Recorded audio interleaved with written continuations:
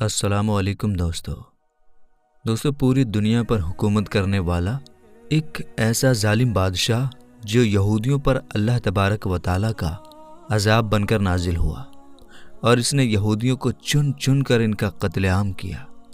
اور یہودیوں کو تباہ و برباد کر دیا۔ میرے دوستو، آج کے اس ویڈیو میں ہم آپ کو بتائیں گے کہ بخت نصر کون تھا اور یہ کافر اور ظالم بادشاہ یہودیوں پر اللہ تبارک و تعالیٰ کا عذاب بن کر کیسے نازل ہوا، اور بخت نصر بادشاہ کی حکومت کا زمانہ کیسے ختم ہوا، اور اللہ تبارک و تعالیٰ نے اس کا انجام کیا کیا۔ میرے دوستو، ان سارے سوالوں کا جواب آج کی اس ویڈیو میں ہم آپ کو قرآن و حدیث کی روشنی میں دیں گے، اس لیے آپ سے ریکویسٹ کرتے ہیں کہ ہماری اس ویڈیو کو پورا آخر تک ضرور دیکھیے گا۔ دوستو، اتہاس میں بہت بڑے بڑے بادشاہ آئے جنہوں نے دنیا میں حکومت کی، لیکن صرف 4 بادشاہ ایسے تھے جن کو اللہ تبارک و تعالیٰ نے پوری دنیا پر حکومت عطا فرمائی تھی، پورب سے لے کر پشچم تک اور اتر سے لے کر دکشن تک انہی کا حکم چلتا تھا۔ پوری دنیا پر حکومت کرنے والے ان 4 بادشاہوں میں سے 2 بادشاہ مسلمان تھے جن کا نام حضرت ذوالقرنین اور حضرت سلیمان علیہ السلام تھا، اور 2 بادشاہ کافر تھے جن میں سے ایک نمرود اور دوسرا بخت نصر تھا۔ اللہ تبارک و تعالیٰ کسی بھی قوم پر بغیر کسی وجہ کے اچانک سے عذاب نازل نہیں فرماتا۔ کسی بھی قوم کی بربادی اس وقت شروع ہوتی ہے جب وہ قوم طرح طرح کی برائیوں میں ڈوب جاتی ہے اور کفر و شرک کر بیٹھتی ہے۔ معصوم لوگوں پر ظلم و ستم کرنا اور اللہ تبارک و تعالیٰ کے احکامات کو نہ ماننا اور کفر و شرک کرنا، یہ سب برے اعمال پہلی قوموں کی بربادی کی وجہ بنی۔ میرے دوستو، ایک وقت تھا کہ یہودی اور بنی اسرائیل کی قوم اللہ تبارک و تعالیٰ کی لاڈلی قوم تھی۔ یہ قوم اللہ تبارک و تعالیٰ سے جو بھی مانگتی اللہ تبارک و تعالیٰ ان کو عطا فرماتا۔ حضرت یعقوب علیہ السلام کے بعد سے لے کر حضرت عیسیٰ علیہ السلام تک جتنے بھی نبی آئے، یہ سب یہودیوں اور قوم بنی اسرائیل کو صحیح راستہ بتانے کے لیے تشریف لائے۔ اللہ تبارک و تعالیٰ اس قوم کو ہر طرح کی نعمتوں سے نوازتا، لیکن یہ قوم ہر نبی کے زمانے میں اللہ تبارک و تعالیٰ کی نافرمانیاں کرتی اور کفر و شرک کرتی رہتی، جس کے نتیجے میں اللہ تبارک و تعالیٰ ان پر اپنا دردناک عذاب نازل فرماتا۔ اور جب یہ قوم اللہ تبارک و تعالیٰ کی بارگاہ میں اپنے گناہوں کی معافی مانگتی تو اللہ تبارک و تعالیٰ ان کو معاف فرما دیتا اور ان کی عزت دوبارہ بلند کر دیتا۔ میرے دوستو، حضرت سلیمان علیہ السلام کے زمانے میں یہودی قوم یروشلم کے اندر آباد تھی، اور حضرت سلیمان علیہ السلام کے زمانے میں اس قوم نے پوری دنیا پر راج کیا۔ لیکن جب حضرت سلیمان علیہ السلام اس دنیا سے تشریف لے گئے تو اس کے تقریباً 400 سال بعد یہ قوم پھر سے اللہ تبارک و تعالیٰ کی نافرمانیاں کرنے لگی اور کفر و شرک میں ڈوب گئی۔ اس طرح جب یہ قوم طرح طرح کی برائیاں کرنے لگی تو اللہ تبارک و تعالیٰ نے اس زمانے کے ایک ظالم بادشاہ، جس کو دنیا بخت نصر کے نام سے جانتی ہے، اس کو ان کا بادشاہ بنا دیا، اور بخت نصر اللہ تبارک و تعالیٰ کا عذاب بن کر یہودیوں پر نازل ہوا۔ میرے دوستو، بخت نصر بادشاہ کی حکومت کا زمانہ حضرت سلیمان علیہ السلام کی حکومت کے زمانے کے بعد شروع ہوا، اور اللہ تبارک و تعالیٰ نے اس کو بھی پوری دنیا کی بادشاہت عطا فرمائی تھی۔ بخت نصر کی پیدائش کے بارے میں 2 طرح کی روایات ملتی ہیں۔ ایک روایت کے مطابق یہ قوم عمالقہ میں سے تھا کہ جس کے ماں باپ نے اس کو پیدا کر کے نصر نامی بت کے پاس لاوارث چھوڑ دیا تھا۔ یہ بت اس زمانے میں بہت زیادہ پوجا جاتا تھا، اور کیونکہ یہ بچہ لوگوں کو نصر نامی بت کے پاس ملا تھا، چنانچہ لوگوں نے اس بچے کا نام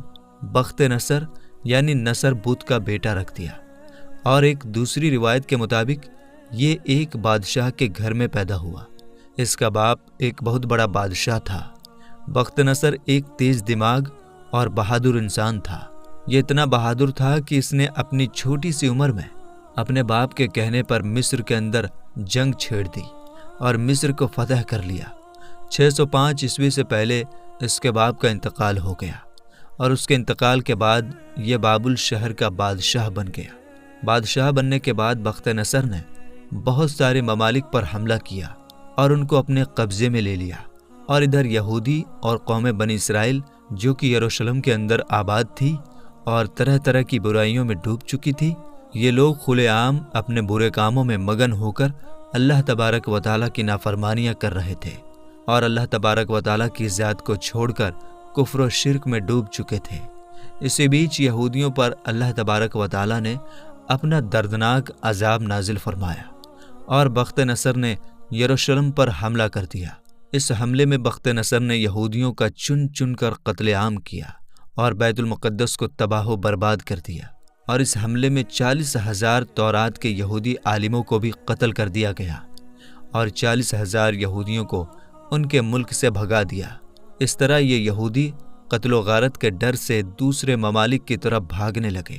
اس حملے کے اندر بخت نصر نے 80,000 یہودیوں کو اپنا قیدی بنا لیا، اور کچھ روایات کے مطابق قیدی بننے والے لوگوں کی تعداد 80,000 سے زیادہ تھی۔ ان قیدیوں میں اللہ تبارک و تعالیٰ کے 2 نبی بھی شامل تھے،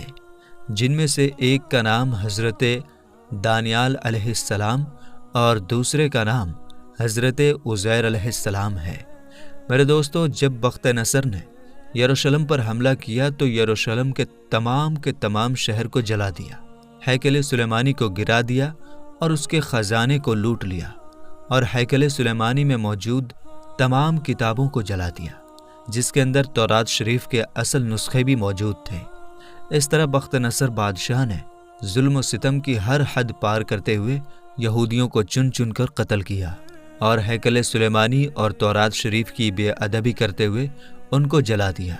میرے دوستو، اس قتل و غارت کے بیچ تابوت سکینہ جو کہ ہیکل سلیمانی کے اندر موجود تھا، وہ کہیں غائب ہو گیا، اور اس کا آج تک کسی کو کچھ پتہ نہ چلا۔ اس قتل و غارت کے بعد بخت نصر بہت سارے یہودیوں کو قیدی بنا کر اپنے ساتھ لے گیا، اور چونکہ بخت نصر بادشاہ نے ہیکل سلیمانی کو جلایا تھا اور تورات شریف کی بے ادبی کرتے ہوئے اس کے نسخوں کو بھی جلا دیا تھا، تو اللہ تبارک و تعالیٰ نے اس بدبخت بادشاہ پر بھی اپنا دردناک عذاب نازل فرمایا، اور بخت نصر بادشاہ کو ایک دردناک بیماری کے اندر مبتلا کر دیا اور اس کے چہرے کو بگاڑ دیا۔ میرے دوستو، روایات میں آتا ہے کہ جب بخت نصر بادشاہ پر اللہ تبارک و تعالیٰ کا عذاب نازل ہوا اور اس کے چہرے کو بگاڑ دیا گیا اور یہ انسان سے جانور بن گیا، تو اس کے بعد یہ جنگلوں میں چلا گیا، اور اس نے اپنی زندگی کے 7 سال جنگلات میں گزارے۔ وہاں پر یہ جانوروں کی طرح گھاس کھاتا اور اسی بیماری کی حالت میں جنگلوں میں رہتا۔ 7 سال کے بعد اللہ تبارک و تعالیٰ نے اس بیماری کو دور کر دیا اور اس کو جانور سے انسان بنا دیا۔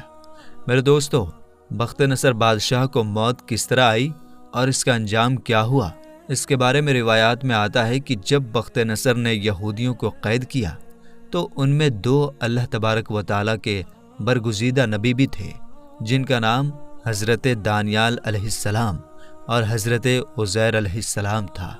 جو کہ بعد میں اللہ تبارک و تعالیٰ کے حکم سے بخت نصر بادشاہ کے خاص بن گئے۔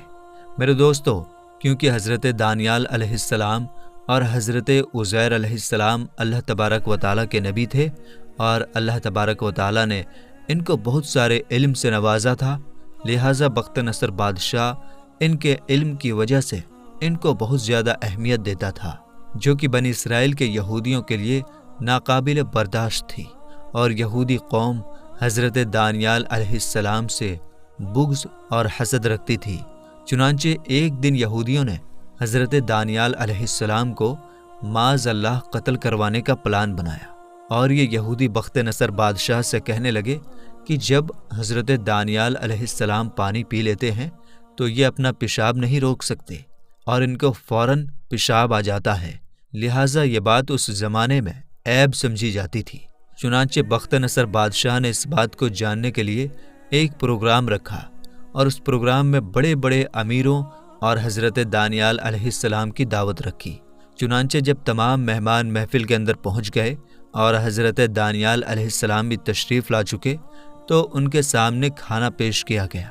اور بہت سارا پانی بھی رکھا گیا، اور ادھر بخت نصر بادشاہ نے اپنے سپاہیوں کو یہ حکم بھی دے رکھا تھا کہ اس محفل کے بعد سب سے پہلے جو بھی شخص پیشاب کرنے کے لیے باہر نکلے تو اس کو فوراً قتل کر دیا جائے، پھر چاہے وہ پیشاب کرنے والا یہی کیوں نہ کہے کہ میں بخت نصر ہوں،